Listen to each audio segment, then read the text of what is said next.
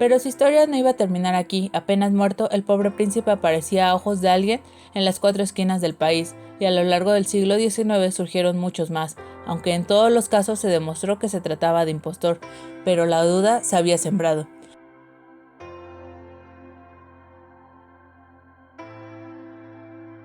Los franceses llamaron falsos delfines a los impostores o locos que desde comienzos del siglo XIX pretendieron ser el hijo de Luis XVI. El pequeño Capeto ha hecho un largo viaje para unirse con su familia, pero aquel que había muerto en la torre era realmente el rey de Francia. Aquel cuerpo todavía no se había enfriado cuando surgieron como hongos después de la lluvia falsos delfines reclamando la corona que nadie había colocado sobre su cabeza. En 1796, un joven rubio y de ojos claros, de elegante porte y exquisita dicción, apareció vagando por el pueblo de Chalons. Este joven mentiroso logró llamar la atención diciendo ser Luis XVII, y así obtuvo suculentos préstamos en espera de que, una vez coronado rey, devolviesen el dinero con cuantiosos intereses, o en su defecto, con suculentos favores. A este joven no le fue bien en su mentira, porque su padre, un sastre de Normandía, apareció pidiendo disculpas por su extraña conducta, ya que el joven, según su progenitor, estaba algo tocado. El pobrecito de nombre Herbagault fue encarcelado por estafador. Terminó sus días en la prisión de Bicêtre, jurando sobre una Biblia ser Luis XVII. Otro pretendiente no lucía como el anterior, un physique de rôle, como se diría en francés, adecuado ya que tenía varias cicatrices en su rostro y había perdido algunos dientes. Preso por estar borracho, dijo que su nombre era Charles de Navarre, pero llevado ante los jueces reveló ser Luis XVII y reclamó que lo condujeran a las Tullerías. ¿Podía ser este vago ordinario el rey de Francia? Después de toda la misión de su tutor, Simón era convertirlo en eso, en un vago ordinario. Hasta la princesa de Angulema dudaba si este podía ser su hermano, cuando el pobre reo comenzó a insultar a los jueces y a comportarse como lo que era, un loco. Murió en 1822 en un manicomio. En 1830 aparece en París el barón de Richemont, un pequeño estafador que había preparado su papel a la perfección. Proclamaba que había sido rescatado de la prisión por la mismísima Joséphine Beauharnais, la deliciosa caribeña esposa de un general guillotinado, y que fue con los años esposa de Napoleón.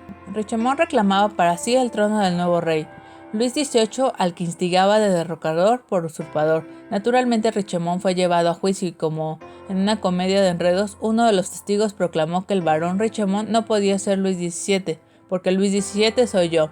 El autor de tan audaz comentario era Carl Wilhelm, un relojero berlinés que se había destacado en el oficio, proclamando que había aprendido tales habilidades de Luis XVI, su padre.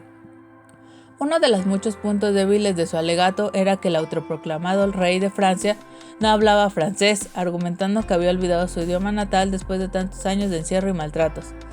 En 1835, después de ser expulsado de Francia, mientras vivía en Londres, publicó una historia en la que relataba su huida de la prisión. Como su autobiografía no le daba créditos económicos, Naundorf se dedicó a desarrollar una bomba explosiva no literaria cuyos derechos fueron adquiridos por el gobierno de Holanda. El resto de sus días transcurrieron tranquilamente en ese país, cuyo gobierno le extendió un certificado afirmando que él era Luis XVII y le concedió a sus descendientes el uso del apellido Borbón. No fue Naundorf el último pretendiente al trono de Francia, ya que proliferaron por el mundo falsos delfines.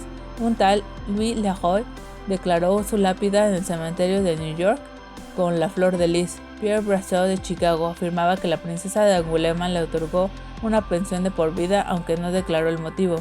El mestizo Eleazar Williams, un misionero de Wisconsin, proclamaba a los 4 vientos su origen real. A lo largo de 200 años, numerosas investigaciones han intentado determinar si fue realmente el hijo de Luis XVI quien murió en el Temple aquel día de junio de 1795. Hubo quien sostendría que el niño falleció antes de la fecha oficial y que fue reemplazado por otro. Algunos creyeron que el delfín logró huir gracias a los monárquicos. Incluso se aventuró que había escapado con la ayuda de los revolucionarios. ¿Pudo ocurrir semejante cosa? ¿Cuáles serían las motivaciones para algo así? La hipótesis de la fuga del preso resultaba atractiva, porque tanto los realistas como los republicanos tenían buenas razones para secuestrarlo. Los primeros obviamente podían haberlo hecho con la idea de reinstaurarlo en el trono. Los segundos con la intención de usar el rehén más valioso de la época como moneda de cambio con alguna potencia, por ejemplo, obtener el reconocimiento oficial de la República.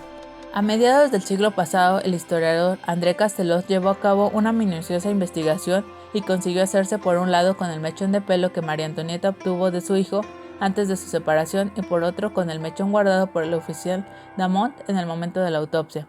Tras una minuciosa comprobación de la autenticidad de ambas piezas, un laboratorio especializado sometió las pruebas a un análisis microscópico. La conclusión fue rotunda: los mechones pertenecían a sujetos distintos.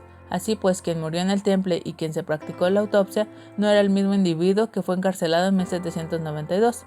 Castelot sostuvo que el niño murió en algún momento de su cautiverio y fue reemplazado por otro que expiró a su vez el 8 de junio.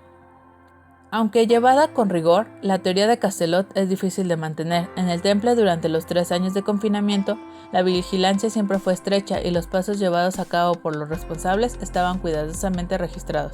Cada turno de guardia debía redactar un acta dando fe de la situación o de cualquier anomalía. Todas las órdenes se transmitían oficialmente y por escrito. Sin embargo, ninguno de los numerosos documentos recoge la más leve duda sobre la identidad del niño, ni señala nada que pueda apoyar la hipótesis. Parece más sencillo pensar que no hubo reemplazo y que quien murió en el Temple fue el mismo niño que había sido encerrado en él. Esta fue la teoría definida poco después por otro historiador francés, Maurice Garçon, basándose en gran medida en la misma documentación consultada por Castelot. Garçon constató que ningún implicado manifestó sospecha alguna sobre la identidad del preso y dio la razón a la versión oficial. Aún así, algunos continuaron expresando su recelo. Todavía quedaba otra prueba para esclarecer el misterio. Descartando los mechones de pelo, tal vez el análisis del corazón que retuvo el doctor Pelletan pudiera conducir a la verdad. El propio Pelletan cuenta en una memoria que tras el hurto colocó el órgano en un frasco de cristal con alcohol, que situó en la parte trasera de la repisa más alta de su biblioteca. El alcohol fue reemplazado periódicamente. Al cabo de 8 o 10 años obtuvo un corazón totalmente disecado, susceptible de ser conservado sin mayores precauciones. Lo guardé en el cajón de mi escritorio, escribe el médico. Años después, la víscera volvió a un tarro de cristal. Pelletan presentó la reliquia a Luis XVIII, el nuevo monarca, en 1815, pero este lo rechazó. El frasco pasó a Pelletan hijo tras la muerte del padre. 15 años más tarde, el corazón se perdió hasta ser reencontrado al cabo de unos días. Pelletan hijo lo legó a los descendientes de su mujer, hasta que recaló a manos de Edouard Dumont. Aunque republicano convencido, este decidió entregarlo a finales de siglo a Carlos María de Borbón, pretendiente carlista al trono de España, y considerado por un sector del país vecino como legítimo aspirante al francés. Don Carlos le agradeció el gesto que permitía reunir los valiosos restos del desdichado Luis XVII. Pese a los numerosos acontecimientos que se empeñaron en alejarlos de nosotros, al fallecer Don Carlos, la famosa urna de cristal pasó a sus descendientes. Finalmente, una de sus nietas, María de las Nieves Massimo, devolvió la reliquia a Francia en 1975. Para poner punto final a la controversia, el historiador Philippe Delorme propuso una comparación entre el ADN del corazón y muestras de tejidos de algún descendiente de María Antonieta. El test fue llevado a cabo en 2000 en 2 laboratorios independientes. La conclusión fue clara: el corazón de la urna pertenece a un descendiente. El test fue llevado a cabo en el año 2000 en 2 laboratorios independientes. La conclusión fue clara: el corazón de la urna pertenece a un descendiente directo de la malograda reina María Antonieta, y ese no puede ser otro que su hijo Luis. Desde su presentación, nadie se ha atrevido a cuestionar los resultados. Al parecer, el enigma está resuelto y la polémica zanjada. El corazón fue colocado en la cripta de la Basílica de Saint-Denis, en París, lugar donde yacen gran parte de los restos de sus padres, Luis XVI y María Antonieta. Los restos del pequeño delfín Luis reposan al fin junto con su familia.